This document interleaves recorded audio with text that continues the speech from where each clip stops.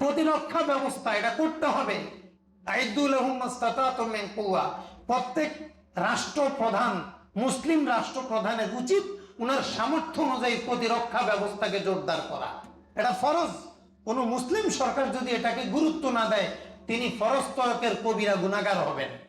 এটা ইসলামে ফরজ করেছে প্রতিরক্ষা ব্যবস্থাপনা।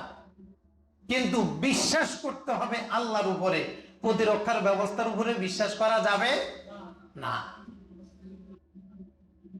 আমেরিকা, ইসরায়েল, ইহুদি, খ্রিস্টান সবাই দেখলো মুসলমানদেরকে যদি আল্লাহ থেকে অস্ত্রের উপরে বিশ্বাস আনা যায়, আল্লাহর উপরে বিশ্বাস সরায় যদি দুনিয়ার পার্থিব উপকরণের উপরে বিশ্বাস নিয়ে আসা যায়, তাহলে এরা আর আমাদের সাথে পারবে না।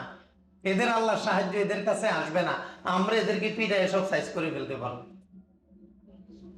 এখন কিভাবে মাইক চলতেছে সারা পৃথিবীতে, আপনি একটু দৃশ্যটা দেখেন। এখন মুসলমানকে মারতেছে, একজন আরেকজনকে মারতেছে। আমাদের দেশে যত মুসলমান মারা যায়, কাফেররা কয়জন মারে না? আমরা নিজেরা মারি। কি ভাই, আমাদের দেশে যত মুসলমান মারা যায়, খুনাখুনি, রাহাজানি, হাতাহাতি, মারামারি, জেল জুলুম, এগুলো কি কাফেররা এসে করে না আমি আর আপনি করি? আমি আর আপনি করি না?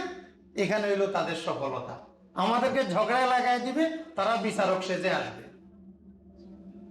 জুলাই আন্দোলনে মারছেও মুসলমান, মরছেও মুসলমান।